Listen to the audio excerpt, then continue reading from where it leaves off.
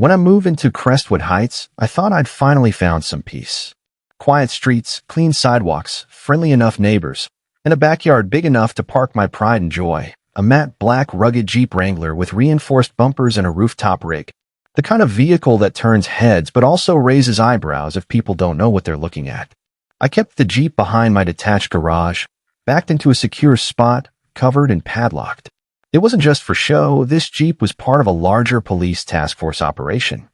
I'm a civilian liaison working with local law enforcement on tech-side surveillance, and the vehicle was equipped for mobile data collection during off-grid investigations. Everything about it, including where I parked it, was documented and legal. I didn't expect anyone to care. I wasn't violating any local ordinances. But it didn't take long for one person to make it her personal mission to care way too much. Her name was Barbara Whitmore, the HOA president. Or as most of the neighborhood called her, Karen.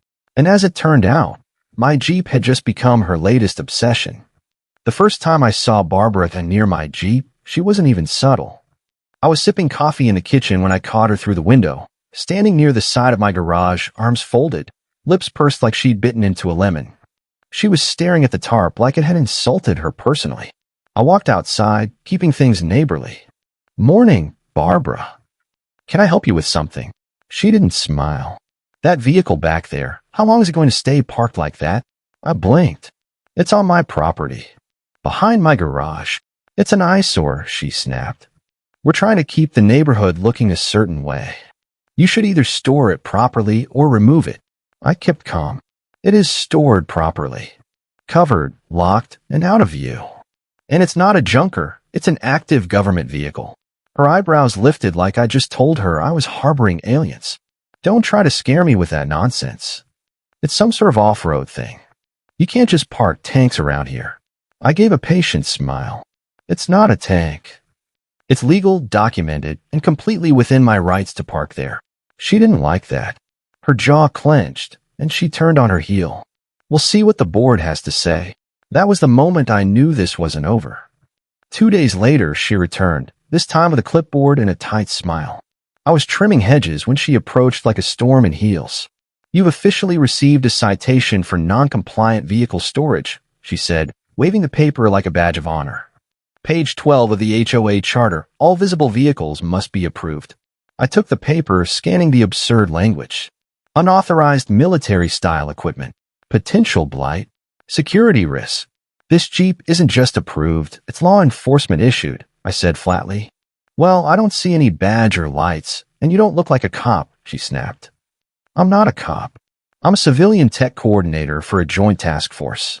This vehicle is part of an ongoing operation, and it's registered with the county." Her expression flickered for a second, unsure whether I was bluffing or not. "If you don't like it, feel free to contact them directly," I added, handing her a contact card. She took it reluctantly.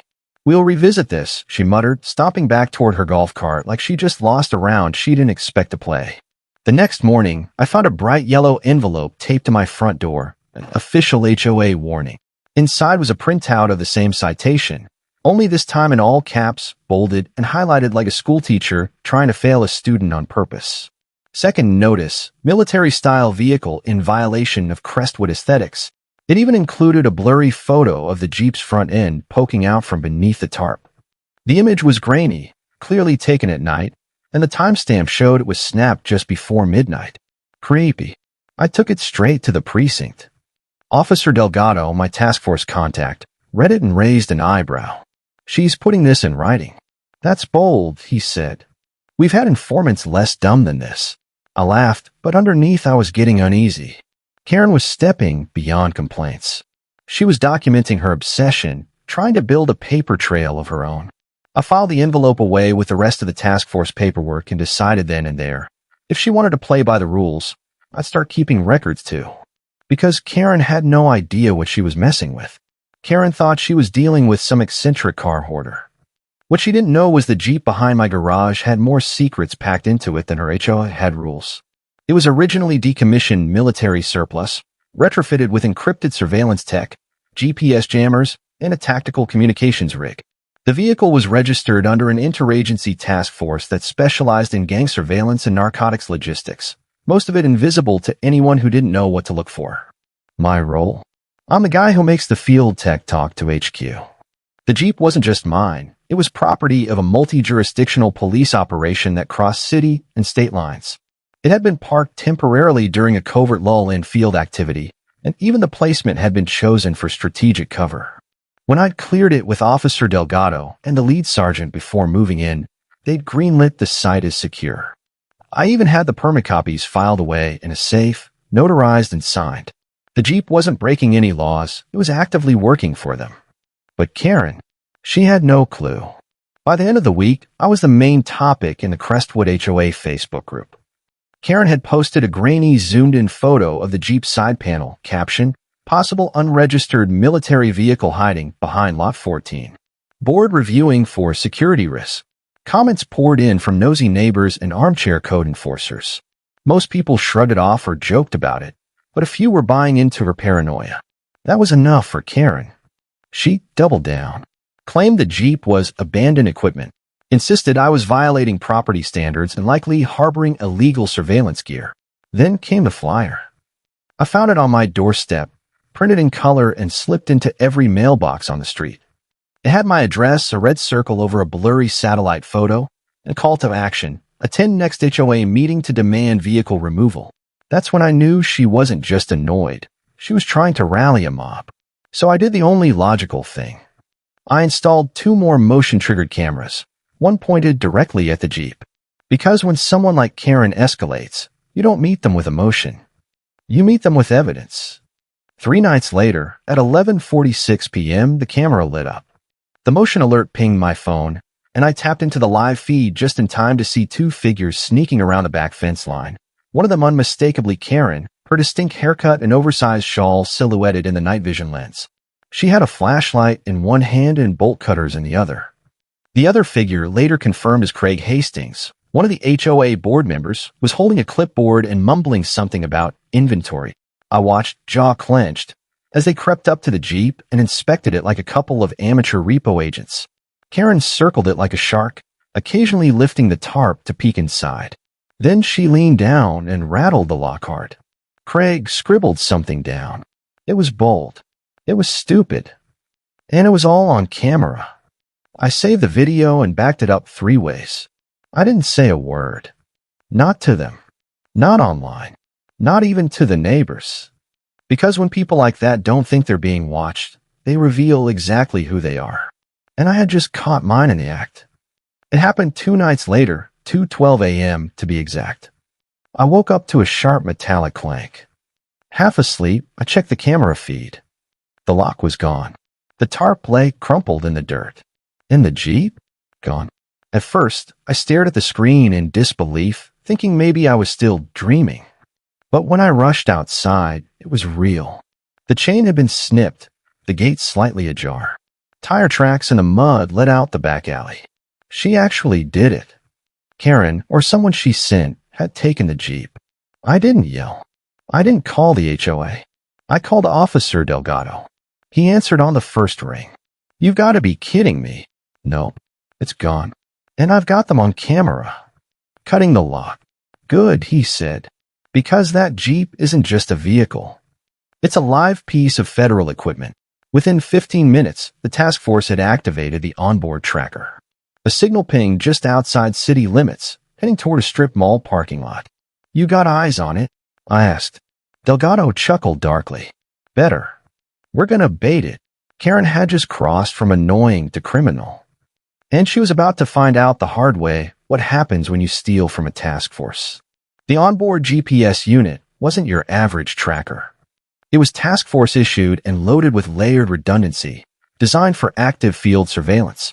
Not only did it give real-time location data, but it also uploaded snapshots from the hidden cabin cam every 5 minutes.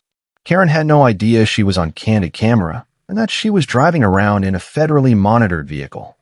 By 4 a.m., the Jeep had moved again, this time to a closed auto shop on the edge of town.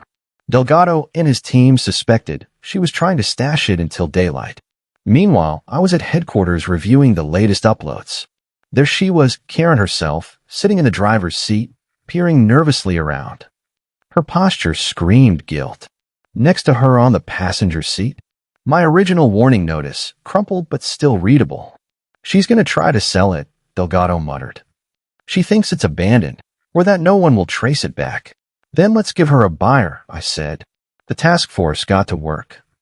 A sting was in motion. And this time, Karen wouldn't just be caught on camera, she'd be caught red-handed.